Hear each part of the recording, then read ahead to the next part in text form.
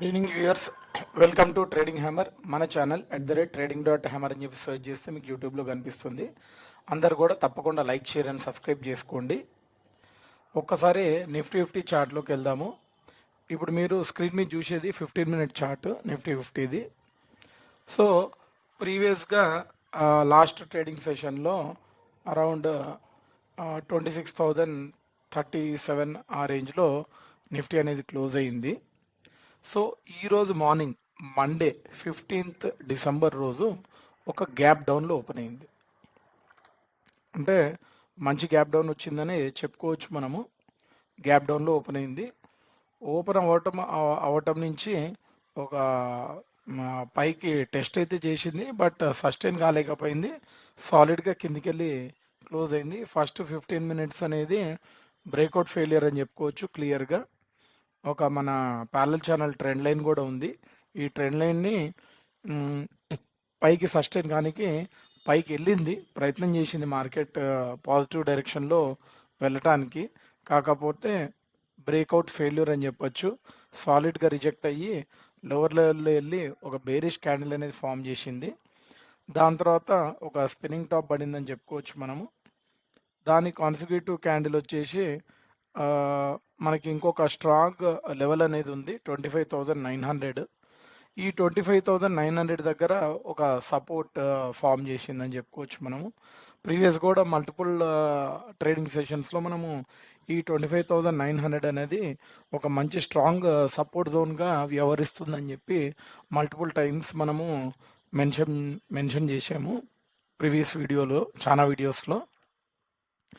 So ఇది కంటిన్యూగా ఒక బుల్ క్యాండిల్ ఫామ్ చేసిందని చెప్పుకోవచ్చు. థర్డ్ క్యాండిల్, డేలో థర్డ్ క్యాండిల్ ఒక రివర్సల్ క్యాండిల్ అని చెప్పుకోవచ్చు. Support at the same time reversal candle and bull candle.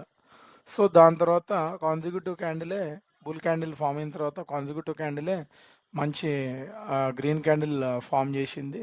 దాని నెక్స్ట్ క్యాండిల్ బ్రేక్అవుట్ ఇచ్చిందని చెప్పుకోవచ్చు. ఇక్కడ ఎలా అయితే బ్రేక్ డౌన్ అయిందో, అంటే బ్రేక్అవుట్ ఇవ్వాలని ట్రై చేసి ఫెయిల్ అయిందో, బ్రేక్అవుట్ ఫెయిలియర్, ఇక్కడ సాలిడ్ బ్రేక్అవుట్ ఇచ్చిందని చెప్పుకోవచ్చు. మంచి బాడీతో ట్రెండ్ లైన్ని బ్రేక్అవుట్ ఇచ్చింది. దాని తర్వాత మళ్ళీ నెక్స్ట్ కాన్సిక్యూటివ్ క్యాండిల్ ఒక బ్రేక్ డౌన్ క్యాండిల్ అని చెప్పుకోవచ్చు. కాకపోతే ఒక మంచి హ్యామర్ ఫామ్ అయింది. అంటే హ్యామర్ ఫామ్ అయ్యి ఈ లెవెల్కి కిందనే క్లోజ్ అయింది. దీన్ని మళ్ళీ రన్నింగ్లో మాత్రం నెగిటివ్గానే తీసుకోవాల్సి వస్తుంది. కానీ నెగిటివ్కి తీసుకున్నప్పటికీ కూడా ఒక మంచి హ్యామర్ ఫామ్ అయింది. కాబట్టి అంటే మార్కెట్కి కిందికి వెళ్ళటం ఇష్టం లేదు అని చెప్పేసి ఈ హ్యామర్ మనకి సూచిస్తుంది. సో నెక్స్ట్ మళ్ళీ క్యాండిల్ ఏదైతే ఫామ్ అయిందో మంచి బుల్ క్యాండిలే ఫామ్ అయింది. ప్లస్ ఇదే 25,960 or 970ని సపోర్ట్గా తీసుకొని మళ్ళీ పాజిటివ్ డైరెక్షన్లో వెళ్ళి పైకి వెళ్ళి క్లోజ్ అయింది. దాని తర్వాత మళ్ళీ ఒక రెడ్ క్యాండిల్ పడింది, మళ్ళీ ఒక సపోర్ట్ క్యాండిల్ ఇదే లెవెల్లో మళ్ళీ సపోర్ట్ తీసుకుంది. మళ్ళీ ఒక రెడ్ క్యాండిల్ పడింది. రెడ్ క్యాండిల్ పడినప్పటికి కూడా ఇదే ట్రెండ్ లైన్ని సపోర్ట్గా తీసుకుంది. దాని తర్వాత ఒక మంచి bull candle, solid bull candle పడింది అని చెప్పుకోవచ్చు. Excellent bull candle. సో ఓవరాల్గా ఇక్కడి నుంచి ఇక్కడి వరకు అందరు కూడా టార్గెట్ అనుకుంటారు, కానీ కాదు. ఇది ఫామ్ అయిన తర్వాత దీంట్లో ఇది ఈ పర్టికులర్ క్యాండిల్ డైరెక్షన్ని సూచిస్తుంది, ఫర్దర్ పైకి వెళ్తుందని. కానీ ఇమీడియట్గా ఇక్కడ మనకి ట్రెండ్ లైన్ ఉంది కాబట్టి ఇది బ్రేక్అవుట్ ఇస్తుందో ఇయ్యదో అనే ఒక డౌట్తో మళ్ళీ ఈ క్యాండిల్ కూడా ఎంట్రీ తీసుకోలేము. సో ఇది ఎంట్రీ క్యాండిల్ కాదు, ఇది రివర్సల్ క్యాండిల్. బట్ ఇది ప్రీవియస్ క్లోజింగ్ ఏదైతే ఉందో సాలిడ్ క్లోజింగ్ అనేది వచ్చింది ఇక్కడ మనకి లోయర్ లెవెల్లో. సో ఈ క్యాండిల్ బాడీ హై బ్రేక్అవుట్ ఇస్తుందా లేదని ఇక్కడ కన్ఫర్మేషన్ చూసుకోవాలి. సో ఇది గ్రీన్ క్యాండిల్ ఫామ్ అయినా కూడా ఇక్కడ మళ్ళీ రెసిస్టెన్స్ ఫేస్ చేస్తుంది, ఇది బ్రేక్అవుట్ ఇస్తలేదు చూసుకోవాలి. సో ఈ 3 క్యాండిల్ కూడా ఎంట్రీ కాదు. దాని తర్వాత మళ్ళీ ఒక రెడ్ క్యాండిల్ పడింది. సో ఇది మళ్ళీ ఫెయిల్ అయిందేమో అనే ఒక డౌట్తో ఎవరు ఇక్కడ కూడా ఎంట్రీ తీసుకోరు. సో ఎప్పుడైతే ఈ క్యాండిల్ ఫామ్ అయిందో, ఈ హై లెవెల్ క్లోజ్ అయిందో, అప్పుడు ఇది ఎంట్రీ క్యాండిల్ అనుకోవచ్చు. దాని తర్వాత మళ్ళీ రెడ్ క్యాండిల్, మళ్ళీ ఒక గ్రీన్ క్యాండిల్, మళ్ళీ రెడ్ క్యాండిల్. సో ఇక్కడ కూడా మార్కెట్ కన్ఫ్యూజ్ చేయడానికి ట్రై చేసింది. ఎవరైతే ఈ క్యాండిల్లో ఎంట్రీ తీసుకొని ఉంటారో మళ్ళీ ఇక్కడ లాస్ బుక్ చేసుకొని ఉంటారు. సో, ఈ క్యాండిల్ పడ్డ తర్వాత మళ్ళీ ఒక సాలిడ్ గ్రీన్ క్యాండిల్ ఏదైతే పడిందో దీని హై ఎప్పుడైతే క్లోజ్ చేసిందో అప్పుడు ఇక్కడ ఎంట్రీ తీసుకున్న వాళ్ళకి మాత్రం కొద్దిగా ప్రాఫిట్ వచ్చి ఉంటుంది.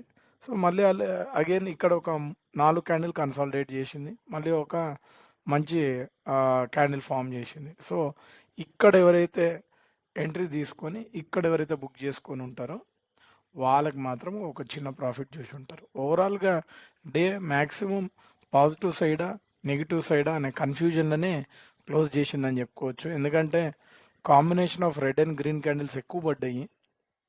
సో, ఇంట్రాడేలో ఎవరైతే 15 మినిట్స్ టైమ్ ఫ్రేమ్‌ని పెట్టుకొని 15 మినిట్స్‌లో 1 ఆర్ 2 క్యాండిల్ చూసుకొని ఎవరైతే నాకు ఈ ప్రాఫిట్ చాలు అనుకోని బుక్ చేసుకుంటారో వాళ్ళకి మాత్రం కొద్దిగా ప్రాఫిట్ కనిపించిందని చెప్పుకోవచ్చు.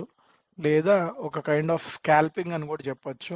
స్కాల్పర్స్‌కి మాత్రం ఈరోజు మంచి ప్రాఫిట్ వచ్చిందని చెప్పుకోవచ్చు మనము.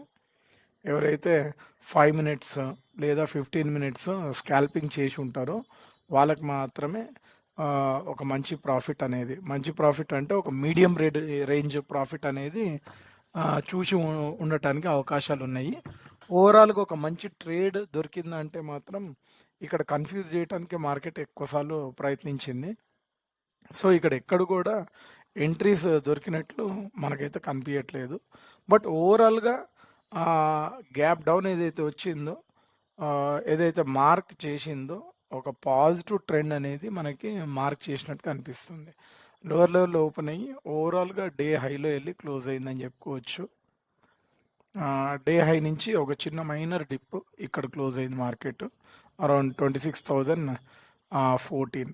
సో, మనము గతంలో ఎన్నోసార్లు 26,010 లేదా 26,013 కూడా మల్టిపుల్ టైమ్స్ మనము ఒక మంచి లెవెల్‌గా మనం చెప్పుకున్నాము. ఒక్కసారి డే క్యాండిల్ చూద్దాము. డే క్యాండిల్ చూసినట్లయితే మనం నిన్న ఏం మాట్లాడుకున్నాము, ఇక్కడ సపోర్ట్ తీసుకొని అంటే మార్కెట్ ఈ మిడ్‌లో ఇక్కడ దాకా రావచ్చు. చిన్న గ్యాప్ డౌన్ వస్తే సపోర్ట్‌గా ఈ ట్రెండ్ లైన్‌ని తీసుకొని మళ్ళీ పైకెళ్ళి 26,100 వరకు వెళ్తదని నేను చెప్పాను. లేదా ఫ్లాట్‌గా ఓపెనింగ్ జరిగినా కూడా 26,100 వరకే వెళ్తదన్నట్టుగా నేను చెప్పాను. బట్ ఈ గ్యాప్ కూడా ఒకటి ఫామ్ చేసిందని కూడా లాస్ట్ వీడియోలో మెన్షన్ చేశాను. బట్ ఇమీడియట్ నెక్స్ట్ కాన్సిక్యూటివ్ డేనే ఆ గ్యాప్ మొత్తం ఫిల్ చేస్తుందని నేనైతే ఎక్స్పెక్ట్ చేయలేదు. ఈ ట్రెండ్ లైన్‌ని కంటే కింద ఓపెన్ అయ్యి ఈ గ్యాప్ మొత్తం ఫిల్ చేసుకొని పైకి వస్తుందని మాత్రం నేను ఎక్స్పెక్ట్ చేయలేదు. So, global markets maybe morning అవర్స్‌లో నెగెటివ్‌గా కూడా ఉండొచ్చు. అందుకోసమే క్లోజింగ్ ఇక్కడ జరిగినా కూడా ఓపెనింగ్ ఇక్కడ జరిగింది. సో, ఇమీడియట్ నెక్స్ట్ డేనే ఈ గ్యాప్ ఫిల్ చేసుకొని మళ్ళీ పైకొచ్చి హైయర్ లెవెల్స్‌లో వచ్చి క్లోజ్ అయింది 26,027 దగ్గర.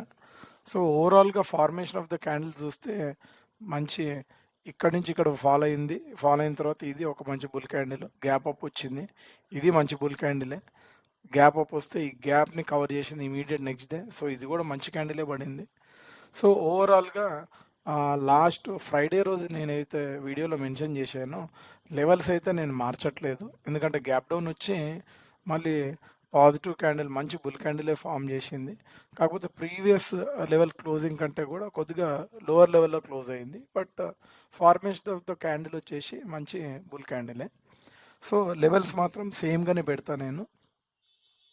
ఈ ట్రెండ్ లైనే సపోర్ట్‌గా ఉంటుంది.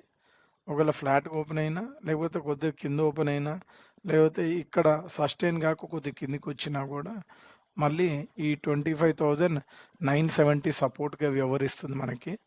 ఇంతకంటే కిందికి వెళ్ళి టెస్ట్ చేసి సపోర్ట్ తీసుకొని వచ్చింది కాబట్టి సో, ఇమీడియట్ సపోర్ట్ అనేది 25,970గా చూస్తున్నా నేను.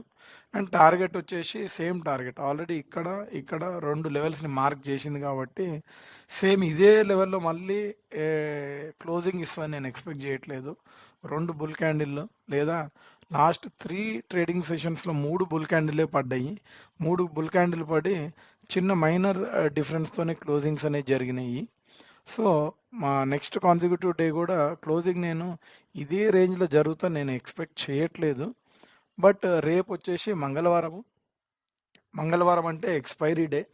ఎక్స్‌పైరీ ఉంది కాబట్టి మళ్ళీ ఒక రెడ్ క్యాండిల్ పడటానికి లేదా ఒక స్పిన్నింగ్ టాప్ పడటానికి నేను ఎక్కువ అవకాశాలు ఉన్నాయని ఎక్స్‌పెక్ట్ జేస్తున్నాను. నేను ప్రిడిక్ట్ జేస్తున్నాను. ఎందుకంటే కంటిన్యూయస్‌గా 3 బుల్ క్యాండిల్ పడ్డాయి గదా! సో, ఇక్కడి నుంచి ఈడ సపోర్ట్ తీసుకొని యాక్చువల్‌గా అయితే ఒక మంచి బుల్ క్యాండిల్ పడాలి వెడ్నెస్‌డే అయితే. అప్ టు 26,100 రేంజ్ వరకెళ్ళి ఇక్కడి నుంచి ఇక్కడి వరకు మంచి బుల్ క్యాండిల్ పడాలి.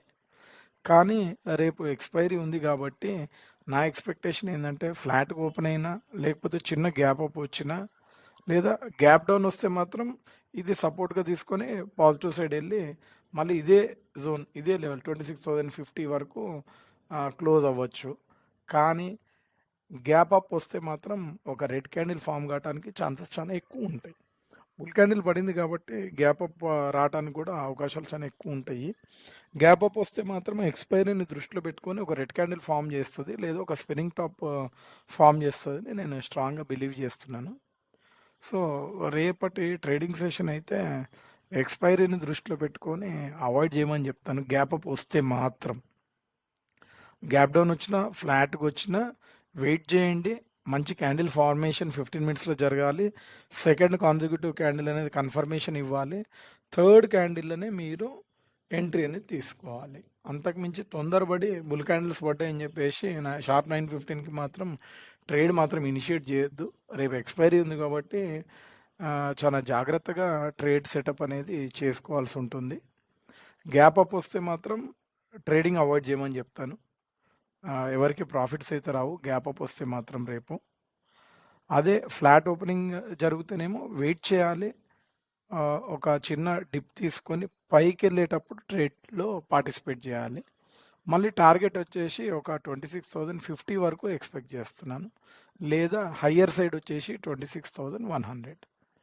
ఇంతటితో మన నిఫ్టీ 50 అనాలిసిస్ అనేది ఎండ్ చేస్తున్నాను. అందరూ కూడా తప్పకుండా లైక్, షేర్ అండ్ సబ్స్క్రైబ్ చేసుకోండి.